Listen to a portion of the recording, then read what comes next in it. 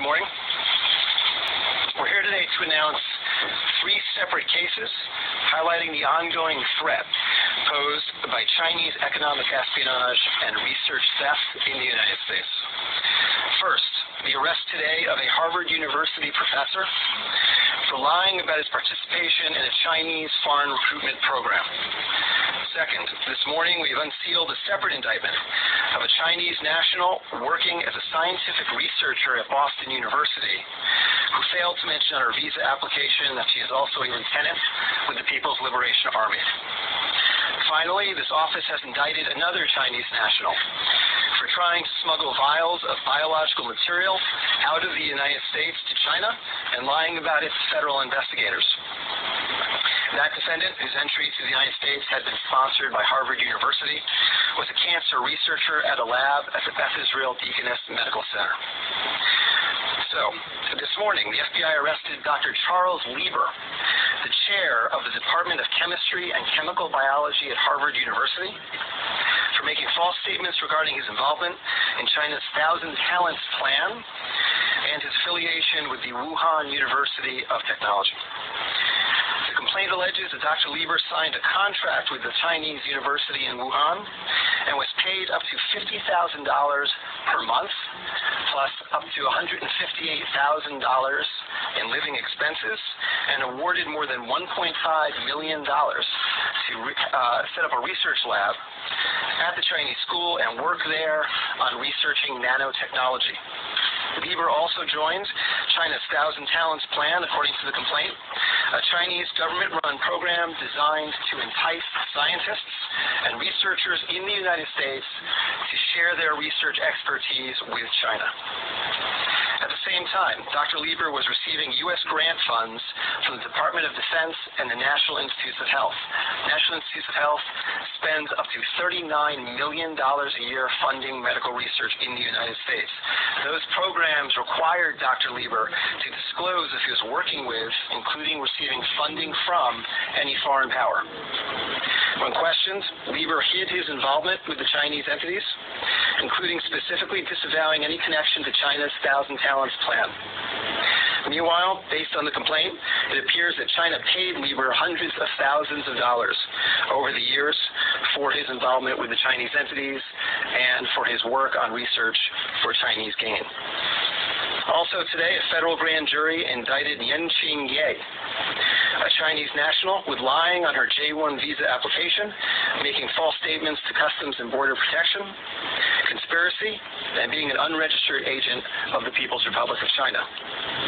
According to court documents, Ye is a lieutenant in the People's Liberation Army, but she concealed her military connections while employed as a researcher at Boston University's Department of Physics, Chemistry, and Biomedical Engineering Center for Polymer Studies.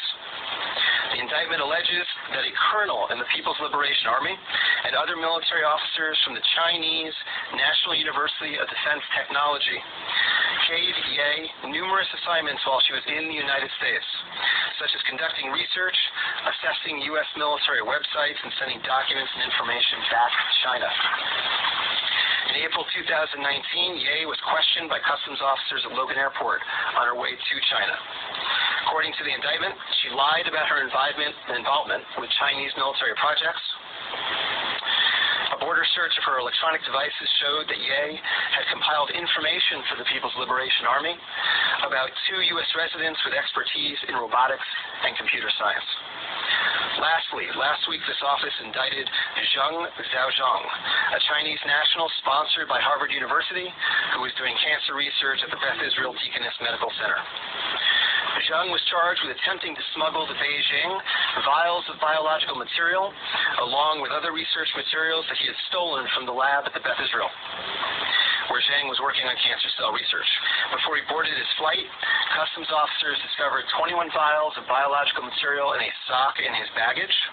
When confronted by the officers, Zheng initially lied and said he was not traveling with any biological or research materials.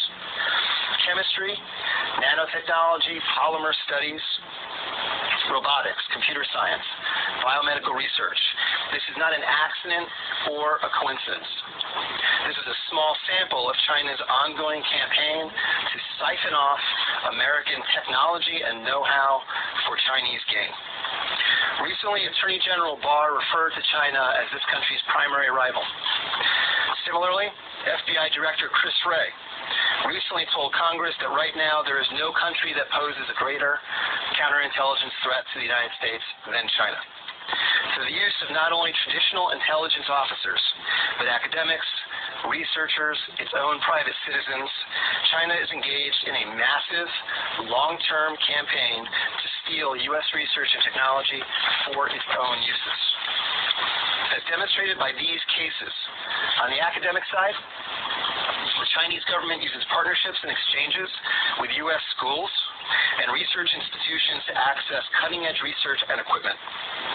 Obviously, most visiting Chinese academics and researchers are here to work in good faith in U.S. institutions, but some of them are not. Some number have been incentivized by the Chinese government, either through the use of money or other means, to gather U.S. research and smuggle it back to China. Because of the sheer scope of this threat, a year ago the Attorney General created the China Initiative at the U.S. Department of Justice, designed to prioritize and aggressively prosecute Chinese economic espionage and theft of intellectual property. The cases we are announcing today are part of that effort. Boston is an especially attractive target for this kind of exploitation, and universities and research institutions and tech companies in this area must become sensitized to this threat. Our community benefits greatly from the diversity and talent of international visitors and our partnerships with foreign institutions, especially research institutions. But Chinese economic espionage and theft is a real and daily occurrence that we must begin to confront. As the world struggles to contain the new virus, a new speculation from the Chinese scientists who believe it may have originated at a research facility not far from the Wuhan fish market. While they say more research needs to be done to find solid proof, such labs are known to contain disease-ridden animals, including hundreds of bats. Our Kim Hyo-sun with the details. Amid the continued spread of the COVID-19 virus, there is rising speculation the virus could have originated from a government laboratory in Wuhan rather than the widely held belief that it emerged from the city's Huanan seafood markets. Citing a report published by Chinese scientists, a Chinese-language newspaper published in Hong Kong, Mingpao, and the British daily The Mirror explained Sunday that the Wuhan Center for Disease Control, or WHCDC, could have spawned the contagion in Hubei province. According to the report penned by Bo Tao-xiao and Lei Xiao of the South China University of Technology, the research lab, which is only 280 meters away from the Huanan seafood market, kept disease-ridden animals, including more than 600 bats. It's stated that while it's plausible the virus was leaked from the lab and contaminated initial patients in this epidemic, more solid evidence is required through future study. The report also raised the possibility that the Wuhan Institute of Virology could have leaked the virus while it was carrying out tests involving Chinese horseshoe bats. Against such a backdrop, an article published by the Washington Times late last month is garnering attention as it raised the possibility that the disastrous outbreak could be the accidental result of biological weapons research. This comes as a renowned law professor at Tsinghua University in Beijing, Xu Jianren, is known to be missing after publicly condemning Chinese President Xi Jinping for failing to contain the spread of the virus at an early stage. He even added the condemnation could be the last message of his life. Kim Hyo-sun, Arirang News.